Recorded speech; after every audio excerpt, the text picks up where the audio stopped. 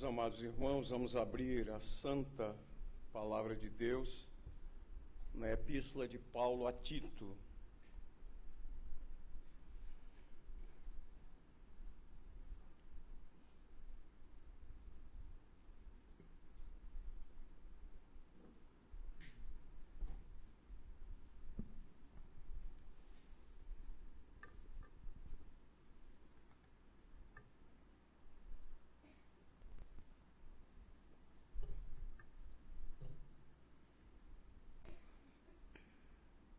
Nós abraçamos a todos, muito especialmente aqueles que nos visitam, e saudamos também aqueles que estão cultuando conosco pela internet, alguns inclusive no leito. Que o Senhor afofe a cama a cada um, e a bênção de Deus venha sobre todos.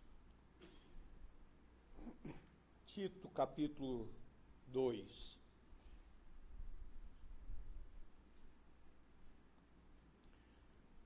Tu, porém, fala o que convém à sã doutrina.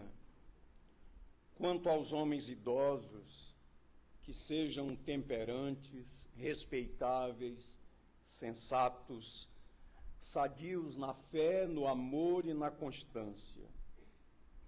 Quanto às mulheres idosas, semelhantemente, que sejam sérias em seu proceder, não caluniadoras, não escravizadas a muito vinho, sejam mestras do bem, a fim de instruírem as jovens recém-casadas a amarem ao marido e a seus filhos, a serem sensatas, honestas, boas donas de casa, bondosas, sujeitas ao marido, para que a palavra de Deus não seja difamada. Quanto aos moços, de igual modo, exorta-os para que em todas as coisas sejam criteriosos. Torna-te pessoalmente padrão de boas obras. No ensino, mostra integridade, reverência, linguagem sadia e irrepreensível, para que o adversário seja envergonhado, não tendo indignidade nenhuma que dizer a nosso respeito. Quanto aos servos, que sejam em tudo obedientes ao seu Senhor, dando-lhe motivo de satisfação, não sejam respondões, não furtem, pelo contrário, deem prova de toda a fidelidade, a fim de ornarem em todas as coisas a doutrina de Deus, nosso Senhor, nosso Salvador. Porque a graça de Deus se manifestou Salvador a todos os homens, educando-nos para que, renegadas a impiedade e as paixões mundanas, vivamos no presente século sensata, justa e piedosamente, aguardando a bendita esperança e a manifestação da glória do nosso grande Deus e Salvador Cristo Jesus, o qual a si mesmo se deu por nós, a fim de remir-nos de toda iniquidade e purificar para si mesmo um povo exclusivamente seu, zeloso de boas obras. Dize essas coisas, exorta e repreende também com toda a autoridade. Ninguém te despreze. Que o Senhor nos abençoe, que Ele aplique a sua santa palavra ao nosso coração. Os que estiveram pela manhã certamente foram impactados pela palavra de Deus, tanto na pregação do púlpito, como na escola dominical. O pastor Cláudio pregando em Lucas, no texto do Sermão do Monte, Lucas 6, falou de Jesus como sendo o nosso modelo, e nós como discípulos, aprendizes, nós somos os seus seguidores. E ele disse que é o Espírito Santo quem nos santifica e nos torna parecidos com o Senhor Jesus. Mas eu queria aproveitar uma palavra de Cláudio para introduzir a mensagem dessa noite. Ele disse: em nós não há nenhuma capacidade para viver esse padrão de Deus. Em nós não há nenhuma capacidade para viver esse padrão de Deus. E fez uma outra afirmação relevante. Não é o conhecimento conceitual do princípio que nos fará viver o estilo de vida. A gente pode ser até ortodoxo quanto à doutrina, conceitualmente ortodoxo, e não é o conhecimento apenas que nos fará viver assim. Claro que o conhecimento é importante, mas é uma ação poderosa do Espírito de Deus. Hoje à noite eu quero falar nessa mesma linha a respeito do caráter cristão. Há alguns domingos, o presbítero Wilson pregou aqui numa epístola pastoral, na segunda carta a Timóteo, e ele falou um pouco sobre o significado das epístolas pastorais. Por isso eu não vou me deter muito aqui, porque ainda está aí fresquinho na mente dos irmãos. Mas, só pensando algumas coisas, as epístolas pastorais são diferentes das epístolas às igrejas, porque elas são dirigidas a pessoas, a pastores. São cartas privadas e não públicas. É claro que a ideia era que toda a comunidade fosse abençoada. É muito interessante também que essas cartas pastorais, elas expressam um afeto pessoal. O apóstolo Paulo, mediante a direção do Espírito Santo, havia estabelecido Tito em Creta e Timóteo em Éfeso. E Paulo escreveu essas pastorais, a primeira a Timóteo e a carta a Tito, no intervalo entre as duas prisões. Ele foi preso em Roma 2 anos, foi posto em liberdade e depois ele foi preso novamente na segunda prisão, prisioneiro de César. Foi quando ele escreveu a segunda epístola. E nas 3 epístolas a gente percebe o afeto pessoal do apóstolo Paulo. No entanto, as epístolas pastorais, elas transcendem essa referência pessoal. Talvez o versículo que sintetize a relevância das epístolas pastorais esteja na primeira carta a Timóteo, capítulo 3, o verso de número 15. Eu creio que Paulo sintetiza aqui. Eu vou ler o verso 14 também, só por uma questão de contexto. Ele diz assim: escrevo-te estas coisas, esperando ir ver-te em breve. Para quê?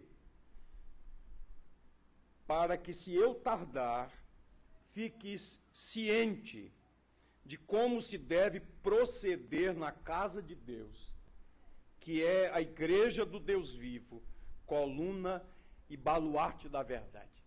As epístolas pastorais lembraram aqueles pastores e nos lembram a nós que a igreja é do Senhor, é a casa de Deus, é a igreja do Deus vivo, é a coluna e baluarte da verdade. Ou seja, as epístolas pastorais nos ensinam como deve ser nossa conduta na casa de Deus, na igreja de Deus.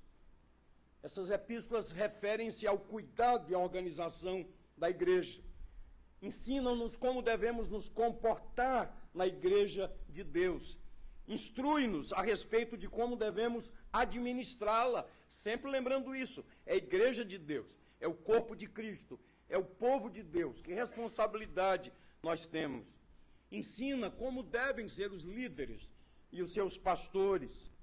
E também nos ensinam como enfrentar as ameaças que colocam em perigo a pureza da fé e a vida cristã. Hoje, eu queria chamar a atenção para esse precioso texto, que começa falando sobre algumas classes de pessoas da igreja. E Paulo, mercê do bom Deus, sempre foi muito didático nas suas colocações, na sua linguagem. E eu queria começar, então, falando aqui, em nome do Senhor, ao coração dos homens mais maduros, que ele chama aqui de os homens idosos, os anciãos. Percebam, queridos irmãos, como vocês são colocados pelo Senhor Deus numa posição estratégica na igreja. Percebam a importância de uma vida parecida com a vida do Senhor Jesus na igreja. Vejam com que clareza o apóstolo Paulo escreve. Isso serve para todos nós, mas agora falando especialmente aos homens mais amadurecidos, os anciãos. Primeira afirmação aqui é que eles devem ser sóbrios. A palavra é a palavra temperança. E essa palavra quer dizer sóbrio em contraposição a ser muito indulgente com o vinho. Todo mundo sabe que o álcool, quando tomado em excesso, ele simplesmente desequilibra a pessoa, não é? Não apenas fisicamente, mas quem já viu um ébrio diante de si sabe muito bem, né? O ébrio fala o que não deve, fala demais, se comporta mal, né? Depois da ressaca, eu nem me lembro que eu disse isso, né? Pois você falou isso e se comportou assim. A ideia aqui é de temperança, sobriedade. Sabe qual é o princípio aqui? Chegou a velhice, então você já deveria ter aprendido quais são os valores corretos. Essa é a ideia. Chegou a maturidade, você já deveria ter aprendido os valores corretos. A outra afirmação dele, sejam sérios. Então não pensem que o que a Bíblia está ensinando é que um ancião cristão deve ser sisudo, chato, ranzinza, não estraga prazeres. Não é nada disso. A ideia da palavra aqui, que eles devem ser sérios, que devem ser respeitáveis. Um comportamento solene, um comportamento austero, significa uma pessoa que tem uma conduta tão impactante que ela é honrada, que ela é respeitada. É uma pessoa que quando abre a boca, fala com sabedoria, as pessoas ouvem. Há uma referência no livro de Jó, nós não sabemos a idade dele, mas certamente não era um ancião. Mas a referência é o seguinte, que quando ele chegava na praça, as pessoas se levantavam, uma atitude de respeito. Os jovens se calavam, uma atitude de respeito diante daquele homem solene, austero, respeitável. Sabe qual é a ideia bíblica aqui? Um idoso cristão, um homem de Deus, um homem sério, um homem respeitável, de comportamento solene, é que ele tem a consciência de que está vivendo à luz da eternidade. Sério, porque ele diz, eu estou na presença de Deus. Alguém que aprendeu a honrar a presença de Deus. E ele diz mais, prudentes. A palavra literalmente quer dizer sensatos. Aqueles que pela graça de Deus aprenderam a controlar cada instinto, cada paixão. Então, é isso que ele resume aqui falando pelo Espírito de Deus. E nós precisamos, na igreja do Senhor Jesus, de gente assim. Os antigos pregadores chamavam de mourões. Sabe o que é um mourão? A importância de um mourão num cercado, numa propriedade. Essa é a ideia.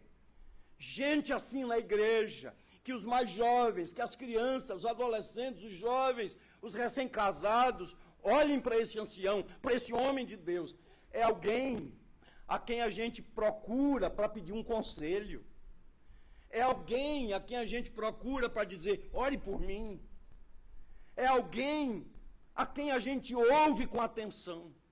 E é interessante, queridos, que depois de ter falado que deve ser sóbrio, sério, prudente, ele resume essas virtudes com 3 afirmações.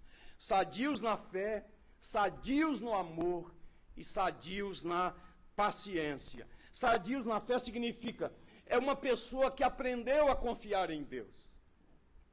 Me lembro bem aqui nessa primeira igreja, alguns anos, muitos anos, quando recebemos o reverendo Antônio Elias, já para lá dos seus 80 anos de idade, e num dia de sábado à tarde, tivemos aqui um encontro com pastores, e muitos eram pastores jovens, pastores estavam começando o ministério, e nós passamos aqui uma parte da tarde ouvindo aquele homem de Deus, conversando, nos ensinando, falando sobre procedimento, a respeito de conduta, sobre valores, e nós ouvíamos aquele homem de Deus. um homem sóbrio, um homem sério, um homem prudente. Sadio na fé significa uma pessoa que aprendeu a confiar em Deus. Sadio no amor, não é aquela pessoa intolerante, mas a pessoa dócil, simpática, sem amargura. E é do reverendo Antônio Elias essa palavra, que Deus nos conceda a graça de envelhecermos sem amargura. Que Deus nos conceda essa graça. E sadio na paciência, a ideia aqui é de constância. E olha a figura linda que a Bíblia nos ensina. Quando a gente envelhece, a gente fica mais fraco no corpo. No entanto, uma pessoa saudável na paciência, na constante, ela está mais fraca no corpo, no entanto, está mais forte na alma, mais forte na fé. Às vezes anda com dificuldade, como aquela serva de Deus a quem se referiu Ronaldo aqui, que foi a sua intérprete. Né? Lembram-se que ele mal ouvia a sua voz, mas era uma mulher de Deus. Né? É alguém que fisicamente pode ficar mais debilitado, no entanto, é mais forte na alma. E a palavra de Deus lhe exorta a você, homem de Deus, você ancião, que você seja esse homem respeitável, referencial, para quem a igreja olhe assim e diga, ali está um homem de Deus, ali está um servo de Deus, uma pessoa que conhece a Deus. Quando George Miller, de Bristol, foi tocado pelo Espírito de Deus, a graça de Deus é maravilhosa e os milagres de Deus são extraordinários. George Miller era de uma família luterana da Alemanha, porém não era convertido. Seu pai queria que ele se tornasse um ministro luterano, porque eram bem remunerados. Olha a intenção do pai, né? Mas ele nem era convertido. E um dia, olha a graça de Deus, um jovem que estava desviado do evangelho chamou George Miller para uma reunião de oração. Você imagina isso? Um desviado chamando um ímpio para uma reunião de oração. E era numa casa e havia poucas pessoas ali. Mas naquele dia o Espírito de Deus impactou o coração de Miller naquela reunião. E ele testemunhou que estava um senhor naquela reunião, um homem idoso. E quando aquele homem orou, o coração de George Miller foi tocado e ele concluiu o seguinte: este homem conhece a Deus. Esse homem anda com Deus. Que Deus lhe dê a graça, meu irmão, que você seja visto como um homem de Deus, alguém que anda com Deus, que conhece a Deus. Agora uma palavra para as mulheres idosas. Né? Eu estava olhando daqui, quase eu não vi cabeça branca, temos poucas aqui, não é verdade? Poucas mulheres idosas. Né? Mas nos versículos de 3 a 5, há algumas afirmações para essas mulheres, da mesma maneira. E eu fico pensando exatamente assim, porque às vezes a gente tem a tendência a dizer, cheguei a determinada idade, estou aposentado. Nada disso. No reino de Deus não tem aposentadoria. Deus quer nos usar. Deus quer usar aqueles mais experimentados para que eles continuem a obra e que eles sejam referências. E a palavra de Deus diz aqui quanto às mulheres idosas, que elas sejam sérias no seu proceder. Eu só encontro uma afirmação, é até de Pedro, na sua epístola, que ele chama de, capítulo 3 da primeira carta, santas mulheres de Deus. Que Deus lhe conceda a graça, minha irmã, que você seja esta mulher de Deus. Santa mulher de Deus, aquela mulher virtuosa, que é descrita em Provérbios. Agora, como deve ser o procedimento dessa mulher, séria no seu proceder? A palavra diz aqui, não caluniadoras. Sabe literalmente o que essa palavra significa? Fuxico, fofoca. Literalmente, usando uma linguagem bem popular, que não sejam mulheres faladeiras. Alguém disse, isso serve não só para as mulheres idosas, para todos nós. não é uma má resolução não dizer nada a respeito das pessoas quando não temos nada de bom que dizer. Isso é para todos nós. Mas é uma palavra para as mulheres idosas: não sejam caluniadoras, não sejam fofoqueiras, fuxiqueiras, não vivam falando dos outros. Devem ser também mulheres sóbrias. E a ideia de sobriedade é a mesma lá com relação aos homens, né? A questão do trato quanto ao vinho, mulheres equilibradas. Mas talvez essa última afirmação sintetize tudo mais. Mestras do bem. Essa é a ideia. Que na igreja, no nosso convívio, você, minha irmã, que já é uma idosa por causa dos seus anos de vida, que você seja na igreja do Senhor, essa é a referência, uma mestra do bem. Que as mais jovens procurem você para serem aconselhadas, para serem orientadas, para pedirem que você ore por elas. E a ideia bíblica é exatamente essa: mestras do bem, ensinar e preparar as mais jovens. Ou seja, não use a sua experiência para desalentar ninguém.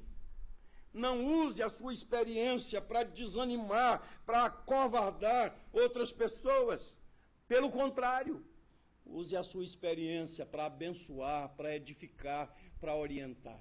Olha que resumo maravilhoso. As mulheres idosas, santas mulheres de Deus, mestras do bem. Talvez você não foi contemplada com uma classe escola dominical. Talvez você não tenha sido contemplada com um cargo em uma sociedade interna da igreja, em um departamento, em um ministério da igreja. Mas não importa isso, que pela sua vida, pelo seu procedimento como mulher de Deus, você seja uma mestra do bem para a glória de Deus. Uma santa mulher de Deus. Mas há uma palavra aqui para as mulheres mais jovens, né?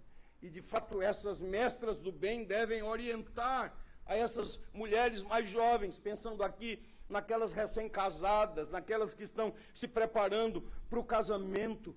Então, o que se espera, especialmente nesses dias de esfacelamento da família, de casamentos descartáveis, de relacionamentos que não duram tanto mais, o que se espera é que uma mulher cristã, uma serva de Deus, ela seja uma mulher devotada a seu marido e a seus filhos. Que seja uma mulher prudente, a ideia aqui é de uma pessoa sensata. Que seja uma mulher honesta. O significado da palavra aqui é uma mulher fiel, fiel aos votos que fez. Ela também administra bem a sua casa. A Bíblia diz isso com muita clareza: a mulher sábia edifica a sua casa. A insensata com as próprias mãos destrói a sua casa. Que elas sejam submissas a seus maridos, né? As feministas odeiam essa palavra, mas nós preferimos dar ouvidos à palavra de Deus e não às feministas, né? Que elas sejam sujeitas a seus maridos, entendendo que Deus estabeleceu o marido como cabeça da sua casa, como sacerdote do seu lar. E essa mulher de Deus entende que ela tem uma missão, sob a missão do seu marido. Ela não é uma competidora, ela não tenta jogar os filhos contra o marido, não, ela é uma mulher sábia. Na verdade, a palavra diz ainda que elas devem ser bondosas. Estava lendo um comentário da carta de Paulo a Tito, e o comentarista fazia uma observação sobre a amabilidade dessa mulher de Deus, amáveis com os empregados. Você tem uma secretária no seu lar, seja amável para com essa pessoa. Seja uma referência. E agora percebam a finalidade de tal conduta. Paulo diz aqui, pelo Espírito de Deus, para que ninguém fale mal da palavra de Deus. É esse o objetivo, que ninguém fale mal da palavra de Deus, através dessa conduta santa para a glória de Deus. Mas há uma palavra aos jovens. Nós ficamos felizes quando ouvimos o relatório desse último trabalho dos jovens, esse retiro espiritual. Não apenas nos empolgou, sabemos o número de jovens que participaram, mas sabemos também que há jovens que estão buscando a Deus, que estão se santificando, estão procurando servir ao Senhor. E há uma palavra de Deus para você, meu irmão e minha irmã jovem. É interessante que ele falou tantas coisas aos homens idosos, tantas coisas às mulheres idosas, tantas coisas às mulheres mais jovens, às recém-casadas, mas quando ele fala aos jovens, apenas o versículo de número 6, quanto aos moços, quanto aos jovens, de igual modo exorta-os, para que em todas as coisas sejam criteriosos. A palavra aqui é prudência. Guarde isso, moço. Guarde isso, moça. É a palavra de Deus para você. Prudência em todas as coisas. Todos nós sabemos que fomos jovens, que na juventude as tentações são mais fortes. E há muitas tentações. Hoje um irmão na nossa classe escola dominical estava falando da importância de orientarmos os jovens, aqueles que estão nas universidades, né? Nós sabemos qual é a mentalidade que impera em uma universidade. É uma mentalidade secularizada, e nós sabemos as pressões que um jovem sofre, especialmente quando ele manifesta a sua fé. Ele sofre muitas pressões. Na juventude as tentações são mais fortes. Eu queria lembrar de uma instrução de Paulo, 1 aos Coríntios, capítulo 15, verso 33. Não vos enganeis, as más conversações corrompem os bons costumes. E eu queria dizer aos jovens que exatamente na juventude há mais oportunidades para errar. Porque a tendência do jovem é pensar que ele já sabe muito e que ele já sabe tanto, especialmente os jovens dos nossos dias, que têm uma quantidade enorme de informações, né? E às vezes os jovens são tentados a dizer, quando aconselhados, mas você é de outro tempo, você é de outra época, os tempos mudaram, a realidade agora é outra. Queridos, na juventude, muitas vezes existe aquilo que é chamado de autoconfiança, e essa autoconfiança provém exatamente da falta de experiência, e experiência é algo que se adquire com o tempo, né? E eu pensei aqui algumas práticas comuns a jovens que não são criteriosos, que são imprudentes. Por exemplo, dirigir em alta velocidade. Já notaram como o jovem gosta de velocidade, né? Parece que, como alguém disse, está no sangue, né? E você precisa orientar para que haja controle. Alguns, não, isso, graças a Deus, não com todos, né? Não estudar como se deveria estudar. Não aproveitar as oportunidades. Eu sempre digo que quando você tem um filho, uma filha, que estudam, você não precisa nem mandar fazer as lições, e ler, estudar. Há pais que vivem outra realidade, que tem que dizer ao filho, pare de estudar, não é? Tem que até que dar um controle, porque eles querem estudar demais. Mas alguns jovens perdem a oportunidade. Outra coisa, há alguns jovens que brincam com os sentimentos dos outros, né, com os namoros sem compromisso, essas aventuras de ficar e machucar outras pessoas. Não aproveitar as oportunidades, não levar a sério as instruções dos pais. E há uma palavra de Deus tão clara no livro do Eclesiastes. Alegra-te, jovem, na tua mocidade, e recreie-se o teu coração nos dias da tua mocidade, e anda pelos caminhos do teu coração e pela vista dos teus olhos. Sabe, porém, que de todas essas coisas Deus te pedirá conta. Lembra-te do teu Criador nos dias da tua mocidade, antes que venham os maus dias e cheguem os anos dos quais dirás, não tenho neles contentamento. E ele, lá no finalzinho do livro do Eclesiastes, diz, a suma de tudo é, teme a Deus e guarda os seus mandamentos. Eclesiastes 12, 13. Jovens, sejam criteriosos. Mas há uma palavra agora para os mestres cristãos. E o apóstolo Paulo, pelo Espírito de Deus, agora fala diretamente ao coração pastoral de Tito, nos versos 7 e 8. Torna-te pessoalmente padrão de boas obras. E ele fala algumas verdades a respeito do ensino. O que Paulo está ensinando aqui, Tito, é que ele fosse mais efetivo no seu ensino, no seu ministério, e que não apenas ele ensinasse, ele falasse, mas ele testemunhasse pela sua vida, pelo seu estilo de vida. E eu queria fazer 3 afirmações aqui do texto. Primeiro, isso falando a nós, Cláudio, a nós pastores, aos seminaristas, nós presbíteros, nós professores de escola dominical, nós que ensinamos. Os motivos do ensino devem ser puros.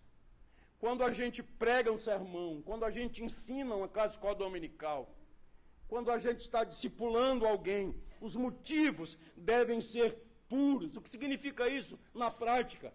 Sem autoexibição, vencendo aquela tentação. Você sabe que o coração do homem é enganoso e é vaidoso. Ou ensinar, pregar, para demonstrar que tem conhecimento, que sabe muito, demonstrar inteligência, sabedoria, que tem mais do que os outros. A palavra de Deus mostra que os nossos motivos devem ser puros. Ronaldo falou aqui que há líderes que hoje estão fazendo discípulos de si mesmos e não discípulos do Senhor Jesus. Na verdade, deveríamos chamar a atenção sempre para o Senhor Jesus. Uma vez elogiaram o reformador Martinho Lutero depois de uma exposição feita por ele. A pessoa tinha sido impactada, estava tão encantada com o que tinha ouvido. E Martinho Lutero colocou as coisas exatamente no lugar delas. Ele disse: eu não fiz nada, ele fez tudo. Eu disse a palavra e ela fez tudo. É exatamente assim. Os antigos pregadores costumavam fazer uma oração assim, e os membros da igreja oravam pelo pregador: esconde o teu servo atrás da cruz de Cristo.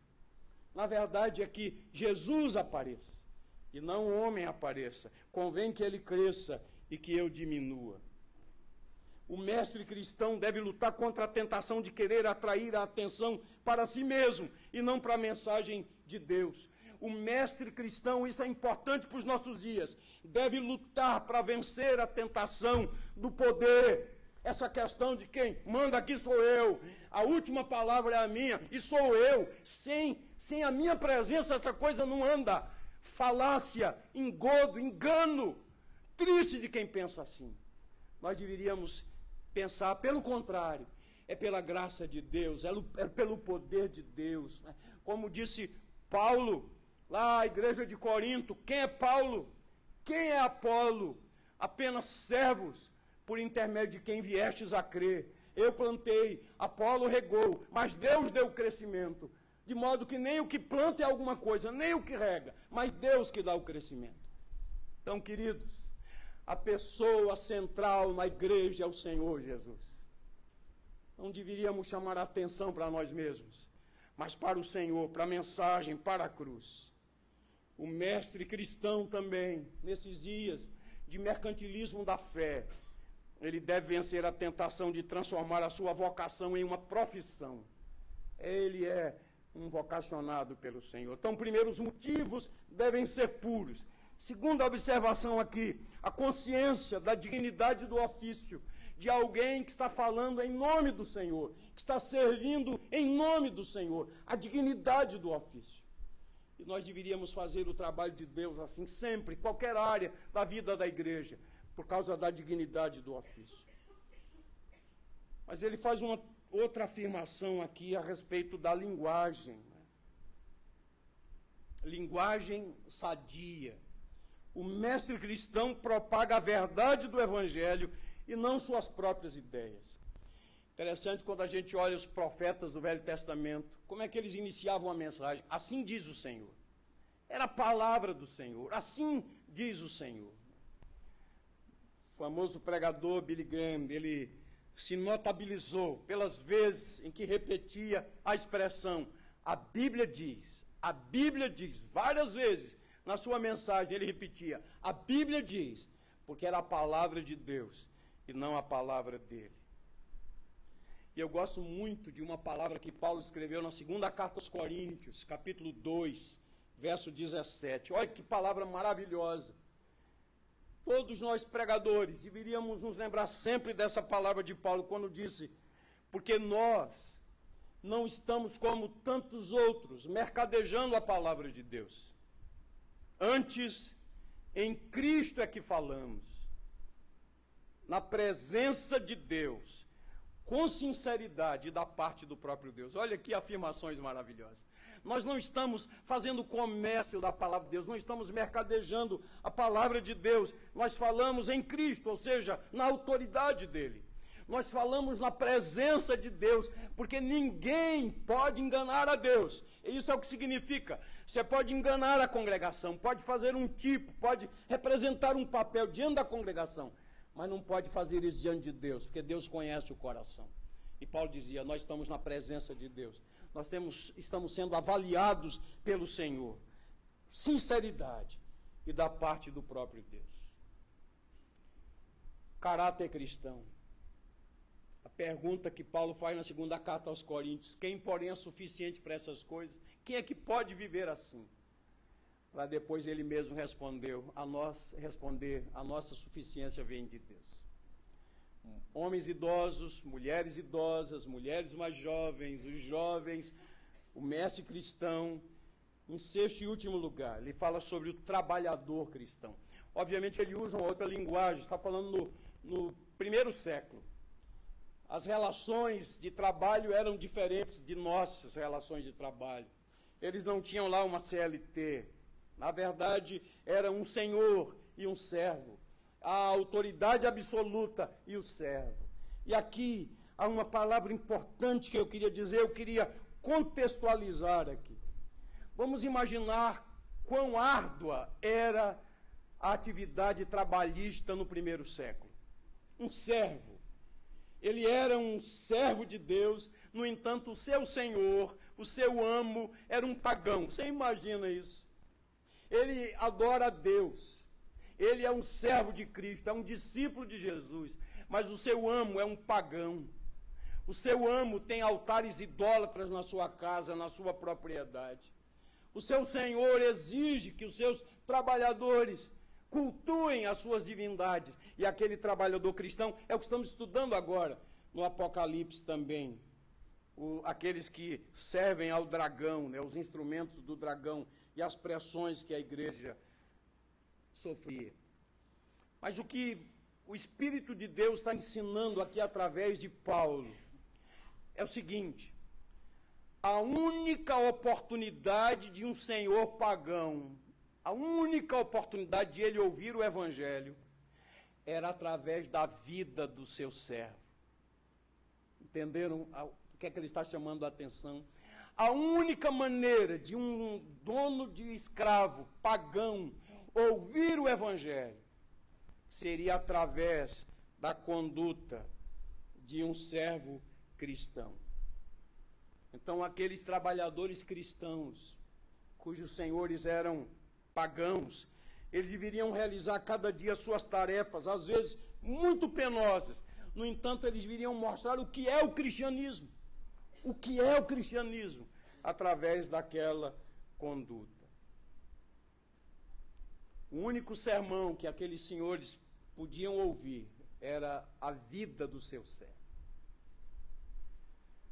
Eu queria que a gente pensasse nessa realidade hoje, quando você tem um patrão que não é tão bom, é um homem que não tem o temor de Deus, uma mulher que não tem o temor de Deus, e lhe persegue, lhe trata mal, e você é um servo de Deus, você é uma serva de Deus. A única possibilidade de essa pessoa ouvir o Evangelho é através da sua vida, através da sua conduta, através do seu comportamento, através da sua produção. A sua vida é uma pregação.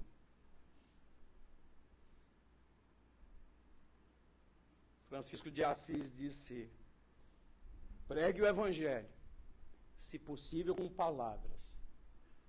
Pregue o Evangelho pela vida. Agora eu queria fazer uma aplicação de outra realidade. Imagine que agora um servo tinha um senhor que era convertido ao cristianismo. Um senhor cristão. Você pode imaginar que alento, né? De fato era, bem diferente. Mas sabe qual é a tentação de um trabalhador cristão que tem um patrão cristão? A tentação é de fazer corpo mole, né? Ele é meu irmão na fé, então fazer um corpo mole aqui. A tentação de querer privilégios, né? Nós somos da mesma igreja, né? Eu quero os privilégios, né? Eu queria que o senhor me deixasse faltar algumas vezes, porque eu preciso participar de umas reuniões, né? A tentação de fazer do cristianismo uma tentação para a ineficácia, né? O que a palavra de Deus diz aqui, e aplicando aos trabalhadores dos nossos dias, que o trabalhador cristão deve ser obediente. Significa, na prática, ele nunca está acima das ordens. O trabalhador cristão deve ser eficiente. Ele deve fazer o melhor em cada tarefa que lhe é dada. Ele deve ser, como diz aqui o texto, respeitoso, honesto, ou seja, íntegro e fiel, confiável, leal. Tudo isso porque ele é um servo de Deus, porque ele tem um compromisso com o Senhor Jesus Cristo. Agora, concluindo, queridos.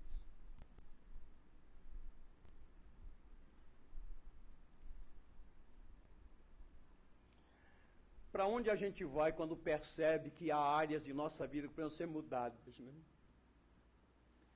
Quando a gente ouve uma pregação como é que a gente ouviu hoje pela manhã, orar pelo inimigo, por um inimigo, abençoar quem me maldiz, orar em favor de quem me persegue, né? A cultura popular ensina outra coisa, né? Eu lhe desejo em dobro tudo que você me deseja, né? Quer dizer, você me deseja o mal, né? Mas a contracultura cristã ensina exatamente isso. Uma vez perguntaram, falando exatamente do Sermão do Monte, quem jamais viveu o Sermão do Monte na face da terra, senão unicamente Jesus? E aí o interlocutor disse, é exatamente na exceção que a gente encontra a resposta. Porque vida cristã não é apenas vida transformada, é vida substituída. Não mais vivo eu, mas Cristo vive em mim. É a vida de Cristo através de nós. James Packer, escrevendo a respeito da graça de Deus, disse, não existe outra maior necessidade na igreja do que conhecer a graça de Deus. E eu queria concluir e fazer logo uma aplicação. Na última conferência fiel que eu estive, alguns irmãos aqui estiveram, depois foram a outras também, mas a última que estive, um dos preletores foi um servo de Deus chamado Dave Harvey, um homem de coração pastoral. Aquele homem que tem, pela graça de Deus, erudição e piedade, que tem muito conhecimento, um conteudista, mas um homem piedoso, um homem que anda com Deus. E em uma das suas conferências, ele trouxe-nos o conceito de graça teimosa. E ele baseou sua exposição exatamente nesse texto de Tito 2, de 11 a 15. Concluindo, a graça de Deus se manifestou salvadora a todos os homens. E eu queria ler aqui o que falou Harvey naquela conferência. Ele disse, a graça de Deus se manifestou salvadora. O Senhor Jesus Cristo é a encarnação da graça de Deus. A graça de Deus se manifestou salvadora, educando-nos. Ou seja, a graça de Deus trouxe salvação, mas a graça de Deus também nos treina. A graça de Deus nos equipa. A graça de Deus apareceu e continua conosco. É o que ele chama de a graça teimosa. E o que é que Deus faz através da sua graça? Primeira coisa, ele disse, Deus revela o inimigo na nossa vida através da graça. E quais são os inimigos? Aí o verso 12 diz, A graça de Deus educando-nos para que, renegadas a impiedade e as paixões mundanas. Então, esse é um dos trabalhos da graça de Deus, identificar na nossa vida essas coisas, impiedade, as paixões mundanas, a impiedade no nosso procedimento, na nossa linguagem, no nosso comportamento, nos nossos relacionamentos, as paixões mundanas. A graça de Deus identifica isso na nossa vida. É a ação do Espírito Santo nos convencendo de pecado. Mas a graça de Deus também, queridos, nos educa. É isso que ele chama de graça teimosa, nunca desiste. A graça de Deus nos educa para que nós deixemos a impiedade, as paixões mundanas. E aí a gente viva no presente século, exatamente isso que ele diz. Sensata, justa e piedosamente, aguardando a bendita esperança e a manifestação da glória do nosso grande Deus e Salvador, Jesus Cristo. A gente poderia resumir aqui essas afirmações. Sensata, justa e piedosamente. Esse é o estilo de vida do Senhor Jesus.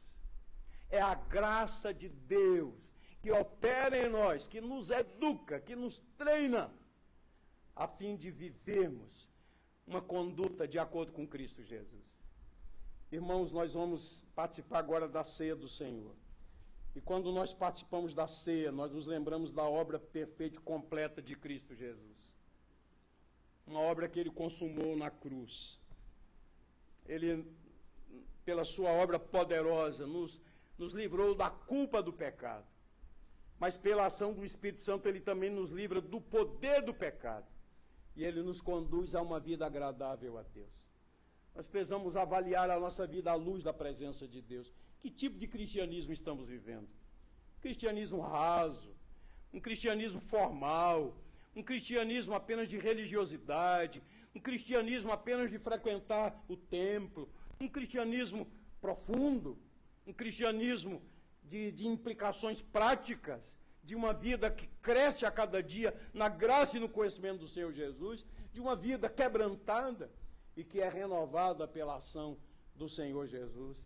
Que Ele nos dê a graça, a todos nós, os homens idosos, as mulheres idosas, os jovens, as moças, as jovens recém-casadas, aos pregadores, aos trabalhadores, a todos nós, uma vida que reflita a vida do Senhor Jesus. Que seja assim para a glória de Deus. Amém.